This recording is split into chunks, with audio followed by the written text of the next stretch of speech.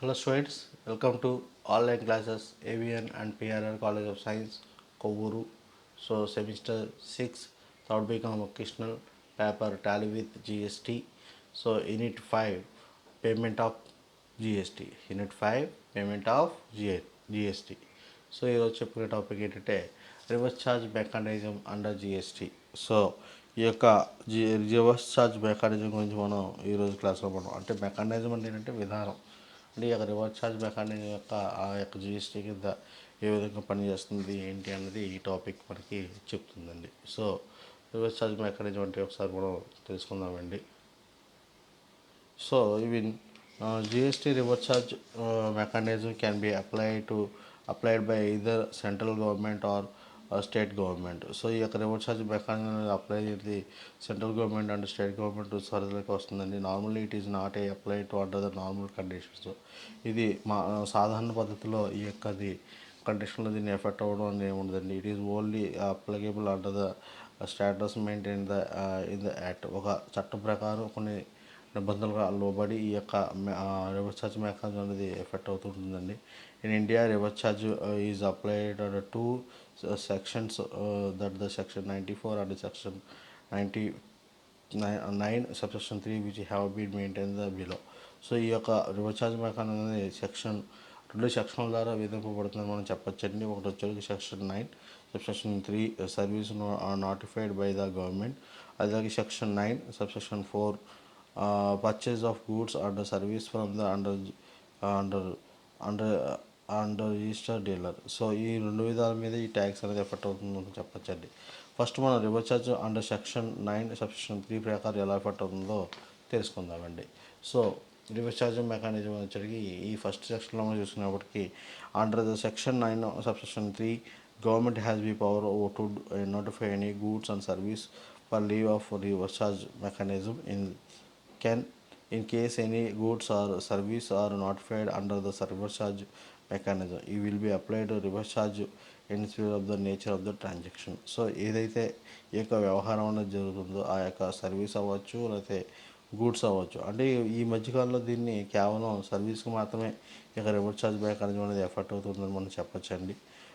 Reverse charge mechanism inspire of the ఏంటి government has been power to notify any good and service for leave of service charge mechanism in case any goods or services notified under the reverse charge mechanism it will be applied to reverse charge enablability in nature of the transaction. ఆ యొక్క వ్యవహారం యొక్క తీరుని బట్టి reverse charge mechanism అనేది effect అవుతుంది లేదా అనేది చూస్తూ ఉంటుంది. అసలు ఫస్ట్ మనం మీకు తెలుసుకోవాల్సింది ఏంటంటే అసలు రివర్స్ ఛార్జ్ మెకానిజం అంటే ఫస్ట్ మీరు ఎంతో కొంత తెలుసుకోవాలండి.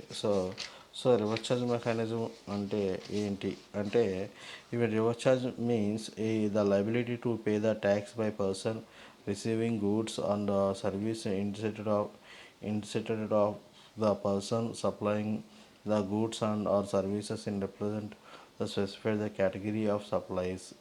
సో ఈ యొక్క రివర్స్ ఛార్జ్ అనగా వస్తు సేవలు సరఫరా చేసిన వ్యక్తికి బదులుగా వస్తు సేవలు సేకరించిన వ్యక్తి పన్ను చెల్లింపు బాధ్యతను కలిగి ఉండడం చెప్పొచ్చండి. అయితే in India in concept of the reverse charge under GST is being introduce with in the already present in the service tax. Reverse charge under GST may be applicable for both services as well ఈ goods. So ఈ యొక్క GST కింద reverse charge mechanism వస్తువులు మరియు సేవలంటే కూడా వస్తుందని చెప్పొచ్చండి. అయితే ప్రస్తుతం వస్తువులు సరఫరాపై రివర్స్ ఛార్జ్ మెకానిజం లేదని మనం చెప్పొచ్చండి. సో ఈ యొక్క పర్పస్ ఏంటి అని చూసుకునేప్పటికి మనం ఇది even purpose of reverse charge mechanism under జిఎస్టీని చూసినప్పటికీ the purpose of reverse charge is to be increasing tax completion and tax revenues. Earlier government was unable to collect the service tax from the various unregulated sectors like goods, transport, etc. So ఇక్కడ reverse charge mechanism యొక్క ప్రధాన ఉద్దేశం పన్ను సమ్మతిని మరియు పన్ను ఆదాయాలను పెంపొందించడంలో. గతంలో ప్రభుత్వం అవ్యవస్థీకృత రంగం నుండి సేవా పన్ను వసూలు చేయడం లేకపోయింది. అయితే ఈ యొక్క మెకానిజం ద్వారా పన్ను ఆదాయాల సేకరణ కోసం పెంపొస్తుందని మనం చెప్పచ్చు. ఉదాహరణ తీసుకుందాం మనం అండి. So A man power supply the company ABC has provide to service to company XYZ. Bill charged rupees 1,00,000 rupees, tax liability rupees in 15,000 rupees, 10 lakh into 15% అనుకోండి. అంటే ఒక బిల్లు మొత్తం అంటే మానవ శక్తి సరఫరా చేసే ఏబీసీ అనే కంపెనీ ఎక్స్వైజెడ్ అనే కంపెనీ సేవలు అందించారనుకోండి, అది మొత్తం బిల్లు ఎంత అయిందంటే రూ. 1,00,000 అయింది. ఆ రూ. 1,00,000 మీద పన్ను ఎంత అంటే 15%, అంటే 15% తీసుకుంటే 15,000 అయింది. So even service provided to company ABC will be send a bill rupees 1 lakh maintained that the service tax will bear by the receiver. So ABC company రూ. 1,00,000 బిల్లును ఎక్స్పోజెడ్ కంపెనీకి పంపి సేవ గ్రహీత చెల్లించాలని పేర్కొను. So company exposed will be pay 1 lakh to company, IBC will be deposit 50,000 government. So అలాగే ఈ ఎక్స్పోజెడ్ కంపెనీ రూ. 1,00,000 ఏబీసీ కంపెనీకి చెల్లించి, సో 15,000 రూపీస్ ఎవరికి ఖాతా చెల్లించాలి? ప్రభుత్వ ఖాతాకు చెల్లించవలసి ఉంటుందండి. సో ఈ విధంగా ఈ యొక్క రివర్స్ చార్జ్ మెకానిజం అనేది ఎఫెక్ట్ అవుతూ ఉంటుందని మనం చెప్పొచ్చండి.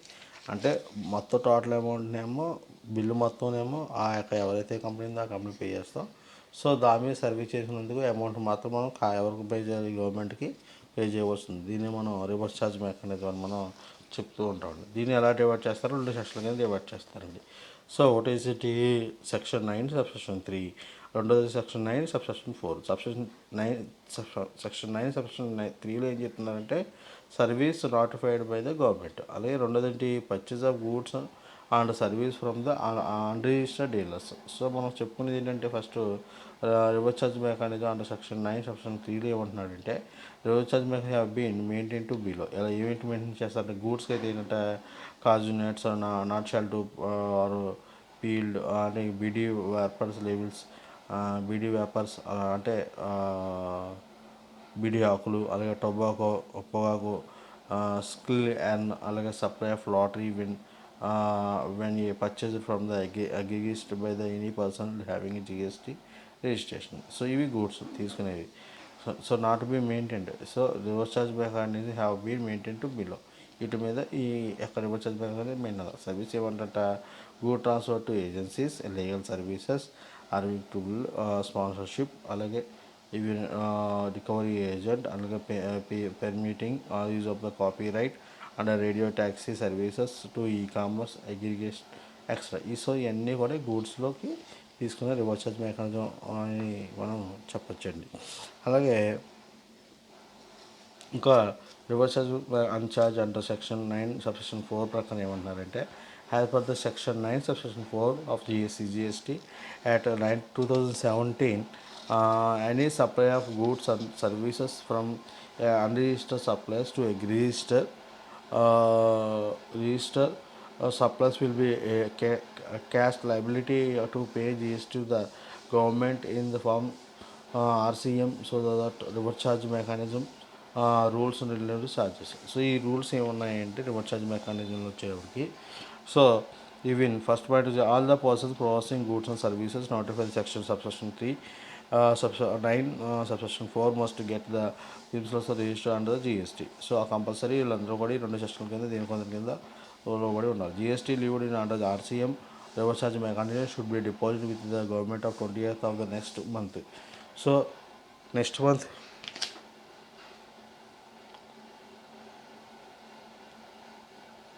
నెక్స్ట్ మంత్ 24th లోగా తప్పనిసరిగా ఈ యొక్క రిటర్న్స్ 20th లోపుగా దీన్ని రిటర్న్ చేసి ఉంచాలి. GST paid under the RCM reverse available to input tax. So దీనికి ఇన్పుట్ ట్యాక్స్ రేట్ అనేది ఉండొచ్చు అని మనం చెప్పచ్చండి. అలాగే నెక్స్ట్ వచ్చేవాడికి even the details of the GST paid under the RCM auto upload in GST2. So it the most be manually finish. ఆటోమేటిక్గా ఇది ఎంటర్ చేస్తే GST2లో ఆటోమేటిక్గా మనకి రివర్స్ ఛార్జ్ మెకానిజం అనేది కనిపిస్తుంది మనం చెప్పొచ్చండి. అలాగే in cases of where the RCM levied in represent shall raise the rulers of self. So తొందరగానే ఇది యొక్క సెల్ఫ్ మోటివేట్ అని ఇది మనం చెప్పొచ్చండి. సో అలాగే ఇంకా పాయింట్ చూసినప్పుడు మనకి even input tax credit with the representative cannot be use to payment of the reverse charge off to the government. So ఏదైతే ఇది ఉందో ఆ యొక్క రివర్స్ ఛార్జ్ బ్యాక్ అనేది గవర్నమెంట్ ద్వారా మనం ఈ యొక్క పేమెంట్ అనేది జరుగుతుంది. కెనాట్ బి యూజ్ చేయాల్సిన పేమెంట్ అనేది అని చెప్పచ్చు. అదే reverse charge mechanism leave to advance payment as well. So advance payment అని కూడా మనం దీన్ని ఫాలో అవచ్చు. Reverse charge mechanism also applicable to recipient register under the companies of the scheme. So company స్కీమ్స్లో కూడా దీన్ని అప్లై చేసుకునే అవకాశం అనేది ఉందని మనం చెప్పొచ్చండి. time to supply. So in case of goods, in case of supplies, project of the within the tax is paid or liable to be paid on a reverse charge basic to the time of the supply shall be earliest of the following dates namely. So మనకి ముఖ్యంగా గుర్తుపడుతున్న dates ఏంటని చూసుకుంటే the date of the representative of goods, ఎప్పుడైతే మనం receipt of the goods ఎప్పుడైతే ఉందో, or the date of payment is entered the books of the account of the recipient of, or the date on which a payment debited in the bank accounts. So మనం ఎప్పుడు ఆ డేట్లో enter చేస్తామో, receipt నుంచి ఏ డేట్లో enter చేస్తాను, bank సంబంధించిన అకౌంట్లో ఎప్పుడు ఎంటర్ చేస్తాను అది కూడా మనం గుర్తుపెట్టుకోవాలండి.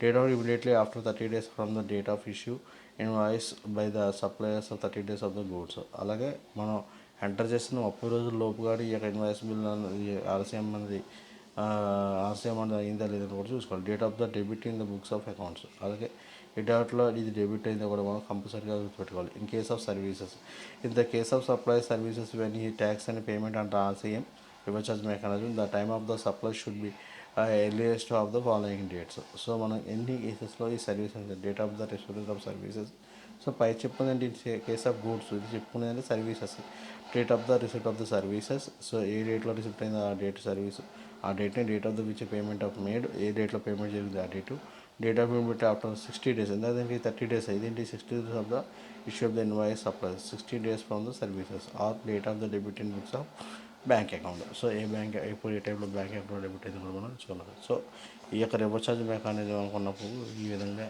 మనం దీనికోసం సంబంధించిన ఆన్సర్ అన్నది ఇలాగా రాసుకుంటే సరిపోతుందని మనం చెప్పచ్చండి. So thank you students.